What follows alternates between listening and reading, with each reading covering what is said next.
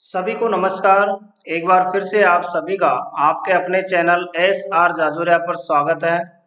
आज का हमारा टॉपिक है टेंस, हिंदी में बोलते हैं काल। बहुत बेसिक कॉन्सेप्ट है ये, लेकिन सभी के लिए बहुत ही महत्वपूर्ण है। चाहे किसी भी क्लास का स्टूडेंट्स हो या फिर कोई भी छात्र छात्रा जो कंपटीशन की तैयारी कर रहे हैं, सबके लिए इंग्लिश ग्रामर का ये बहुत ही इम्पोर्टेंट टॉपिक है। और इस टॉपिक में हम डिस्कस करेंगे टेंस क्या है, इसके कितने प्रकार हैं और टेंस का यूज किस प्रकार से किया जाता है, सभी टेंसेज के बारे में बताएंगे। तो एक ही वीडियो में मैं आपको सारे टेंस समझाने का प्रयास करूंगा। इस वीडियो को आप ध्यान से देखें और लास्ट तक देखें। आपके सभी इससे रिलेटेड डाउट क्लियर होंगे और आपको ये टॉपिक बड़े अच्छे से समझ में आएगा। तो चलिए मेरे साथ एंजॉय करते रहिए इंग्लिश। टेंस क्या है? Tense change the form of verb to express the time of an action. इस बात को आप समझने का प्रयास कीजिए। कार्य के समय के अनुसार वर्ब के रूप में जो परिवर्तन होता है उसे ही टेंस कहते हैं। ये क्या कह रहा है सेंटेंस? ये इंग्लिश में लिखा है, हिंदी में लिखा है। कार्य के समय के अनुसार वर्ब की जो फॉर्म है ना, समझे बच्चे, वर्ब की जो फॉर्म है उसमें जो चेंज होता है उसे ही टेंस कहते हैं। जैसे कई बार आप वर्ब की फर्स्ट फॉर्म यूज करते हो, कई बार आप सेकंड फॉर्म यूज करते हो, कई बार थर्ड फॉर्म यूज करते हो, कई बार फर्स्ट फॉर्म में एस या ईएस लगाते हो और कई बार वर्ब की फर्स्ट फॉर्म में आप आईएनजी लगाते हो। ये सब क्या है? ये कार्य के समय के अनुसार वर्ब की जो फॉर्म है ना उसमें चेंज हो रहा है, उसे ही क्या कहते हैं? हम टेंस कहते हैं। जैसे आप कुछ जगह गो का यूज करते हो, गो की सेकंड फॉर्म क्या है? वेंट, आप वेंट का यूज करोगे। थर्ड फॉर्म क्या है? गॉन, आप गॉन का यूज करते हो। या कुछ जगह आप ईएस या एस लगा जैसे गोज लिखोगे, कुछ जगह आप गोइंग लिखोगे। ये क्या है? ये कार्य के समय के अनुसार जो वर्ब की फॉर्म में चेंज है ना उसे ही टेंस कहते हैं। और वर्ब की फॉर्म में जो चेंज होता है उससे ही हमें पता लगता है कि ये सेंटेंस किस टेंस का है। तो ये तो हुई डेफिनेशन। नेक्स्ट है काइंड्स ऑफ टेंस, काल के प्रकार। टेंस कितने प्रकार का होता है आप सभी जानते हो, चाहे पढ़ा लिखा हो चाहे अनपढ़ हो। अनपढ़ भी बता देगा कि काल कितने प्रकार का होता है, टेंस कितने प्रकार का होता है। तीन प्रकार के होते हैं। पहला है प्रेजेंट टेंस यानी वर्तमान काल, जिसमें वर्तमान की बातें होती है। मैं खाना खा रहा हूँ, मैं गांव जा रहा हूँ, मैं आपको ये टॉपिक पढ़ा रहा हूँ, ये प्रेजेंट की बातें हो रही है। पास्ट टेंस यानी भूतकाल, जो बीत चुका है, जो हमारा अतीत है, गुजर चुका, चाहे अभी थोड़ी देर पहले ही हुआ हो, तो वो सभी पास्ट में आता है। मैं गांव गया था या मैंने क्रिकेट खेला, ये सभी बातें पास्ट में आती हैं। फ्यूचर टेंस यानी भविष्यत काल, जिसमें आने वाले समय की बात हो। मैं गांव जाऊंगा, मैं क्रिकेट खेलूंगा, मैं आपको एक और वीडियो मैं आपको एक और लेसन पढ़ाऊंगा वीडियो के माध्यम से। तो ये सभी क्या है? फ्यूचर टेंस में, यानी जिसमें आने वाले समय की बात की जा रही हो। प्रत्येक टेंस के चार भेद होते हैं, या हम कहें कि इनकी सब कैटेगरी होती है चार। कौन कौन सी? फर्स्ट है इंडेफिनेट, सेकंड है कंटिन्यूअस, थर्ड है परफेक्ट और फोर्थ है परफेक्ट कंटिन्यूअस। ये सभी के साथ अप्लाई होती है, जैसे present indefinite, present continuous, present perfect and continuous. यहाँ इनके आगे जोड़ दो, पास्ट जोड़ दो, तो past indefinite, past continuous, past perfect and continuous. यदि फ्यूचर लगाओगे तो future indefinite, future continuous, future perfect and continuous. यानी हर टेंस की, प्रत्येक टेंस की ये चार सब कैटेगरी है। इनको आप समझिए, बहुत बेसिक है लेकिन बहुत कम लोग जानते हैं इसके बारे में। इंडेफिनेट का मतलब ही होता है अनिश्चित, यानी कार्य का अनिश्चित होना, कि कार्य तो होता है लेकिन हमें उसके समय का पता नहीं चलता कि कार्य अभी बोलते समय हो रहा है या कब हो रहा है, कब होता है, इसके बारे में हमें पता नहीं चलता। तो ये इंडेफिनेट। कंटिन्यूअस, आप जानते हो जब कोई कार्य जारी हो, लगातार चल रहा हो, तो हम कंटिन्यूअस में लेते हैं। परफेक्ट यानी कार्य पूर्ण, जब कार्य कंप्लीट हो गया हो, कंप्लीट हो चुका है, तो वो परफेक्ट में आएगा। परफेक्ट कंटिन्यूअस कार्य होना और जारी, इसको समझना, आप एग्जाम्पल से आपके नहीं समझ में आया होगा, तो सभी का हम एग्जाम्पल्स लेते हैं। इंडेफिनेट यानी अनिश्चित होना, वह खेलता है। देखिए इसमें कहा कि वह खेलता है, लेकिन अभी हमें इससे पता नहीं चल रहा कि अभी बोलते समय वो खेल रहा है क्या, नहीं ना। तो क्या है कि समय यहाँ अनिश्चित है, समय का हमें पता नहीं चलता, कार्य तो होता है लेकिन समय का पता नहीं चलता। जैसे गाय घास खाती है, उसकी आदत है, उसका भोजन है, वो खाएगी, लेकिन कब खाती है, अभी बोलते समय तो नहीं खा रही, कुछ पता नहीं चल रहा। जैसे शेर मांस खाता है, तो ये सेंटेंस इंडेफिनेट है, यानी कि यहाँ कार्य हो रहा है लेकिन टाइम जो है वो अनिश्चित है, समय का हमें पता नहीं चल रहा है। दूसरा है कंटिन्यूअस यानी कार्य जारी।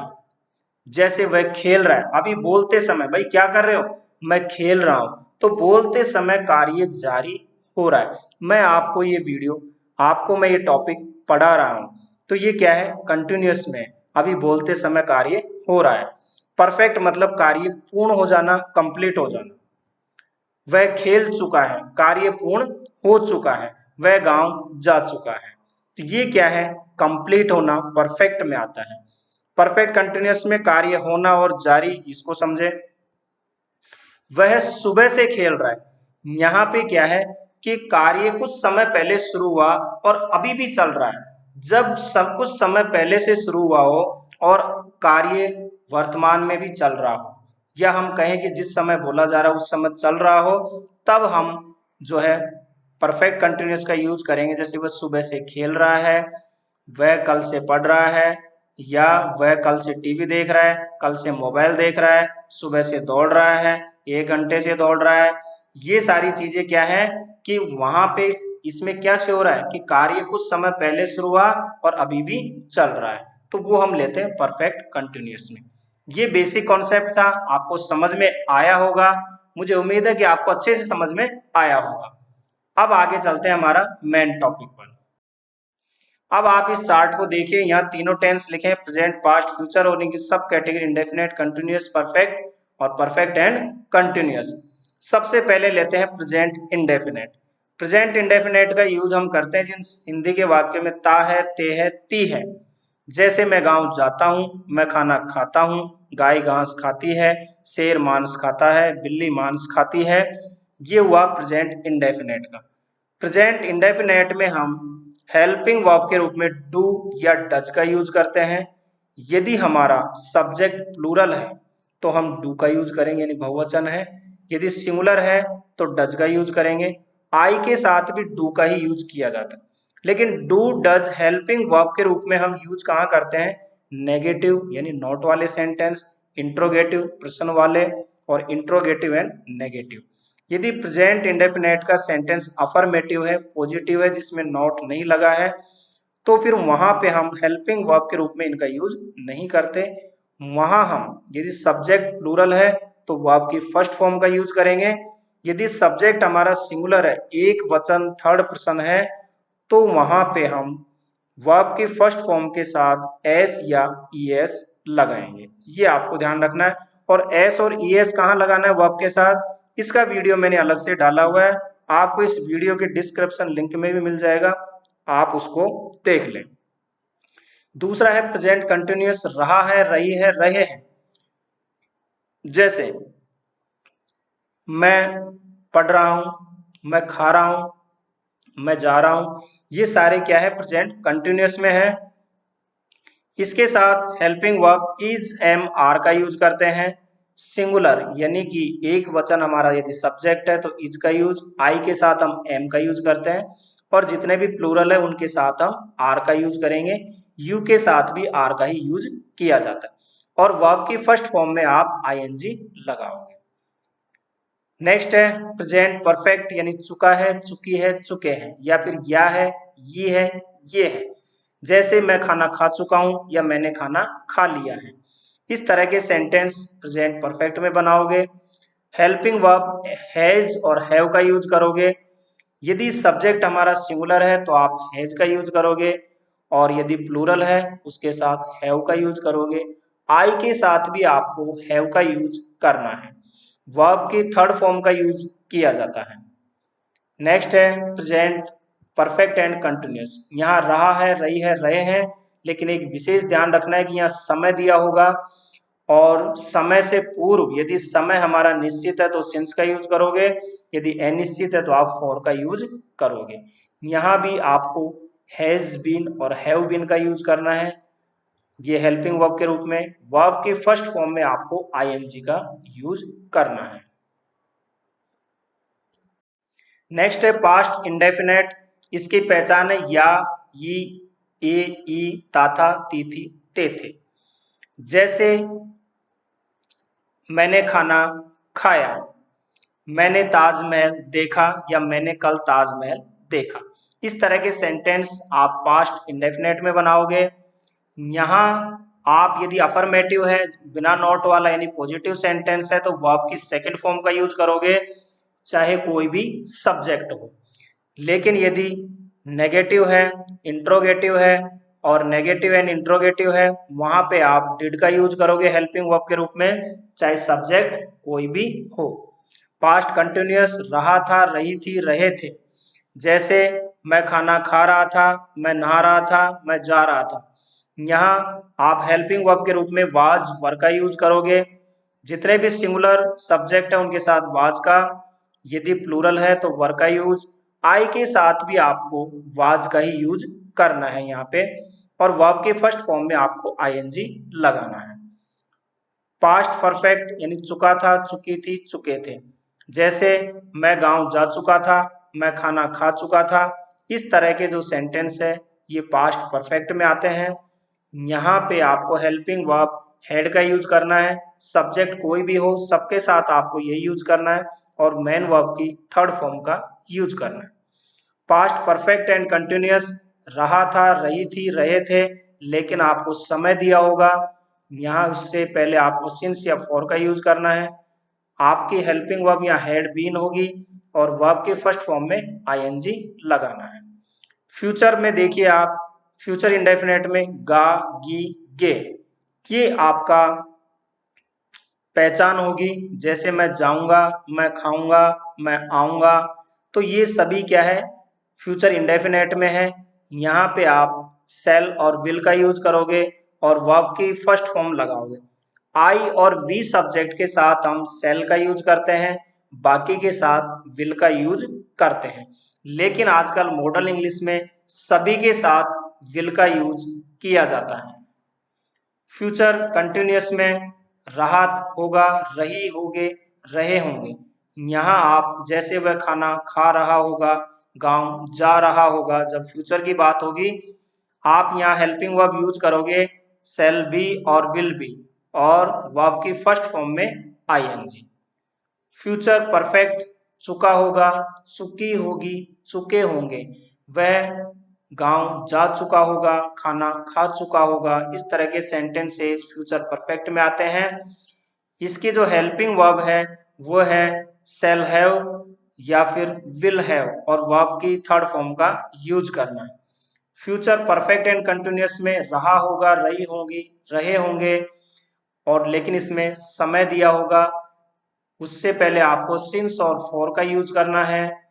Helping verb shall have been और विल हैव बीन का यूज करोगे, वर्ब के फर्स्ट फॉर्म में आईएनजी यूज करोगे। जैसे वह सुबह से खाना खा रहा होगा, या वह 2 दिन से पढ़ रहा होगा। इस तरह के सेंटेंसेस आप फ्यूचर परफेक्ट एंड कंटिन्यूअस में यूज करोगे। अब आपके लिए कुछ महत्वपूर्ण बातें आपने देखा होगा, जितने भी कंटिन्यूअस टेंस है यहाँ वर्ब की फर्स्ट फॉर्म में आपको आईएनजी लगाना है। जितने भी परफेक्ट है यहाँ आपको वर्ब की थर्ड फॉर्म का यूज करना है। जितने भी परफेक्ट कंटिन्यूअस है वहां भी वर्ब की फर्स्ट फॉर्म में आईएनजी। मतलब जहां भी कंटिन्यूअस आए ना, वहां आप वर्ब की फर्स्ट फॉर्म में आईएनजी लगाओगे। यहाँ क्लियर हो गया। परफेक्ट में आप थर्ड वर्ब की थर्ड फॉर्म लगाओगे। अब बचे इंडेफिनेट, तो प्रेजेंट इंडेफिनेट में आप वर्ब की फर्स्ट फॉर्म यूज करते हो या एस लगाते हो। पास्ट इंडेफिनेट में वर्ब की सेकंड फॉर्म। पूरे इंग्लिश में मात्र एक ये ऐसा टेंस है जहां वर्ब की सेकंड फॉर्म का यूज किया जाता है, लेकिन वो भी अफर्मेटिव या पॉजिटिव सेंटेंसेस में। डिड के साथ हमें वर्ब की फर्स्ट फॉर्म का ही यूज करना होता है, जब हेल्पिंग वर्ब डिड आती है तब। फ्यूचर की बात करें फ्यूचर इंडेफिनेट में, तो भी यहाँ वर्ब की फर्स्ट फॉर्म ही आती है। अब हमारा जो पैटर्न होता है सेंटेंस का क्या होगा, सब्जेक्ट और सब्जेक्ट के साथ वर्ब आपको लिखनी है, वर्ब आपको आनी ही है। इसके बाद यदि ऑब्जेक्ट दिया है तो ठीक है, या कुछ अदर वर्ड दिए हो तो ठीक है। इस तरह से आप सेंटेंस बनाओगे। उम्मीद है आपको ये टेंस का एक कंप्लीट पैकेज आपको समझ में आया होगा।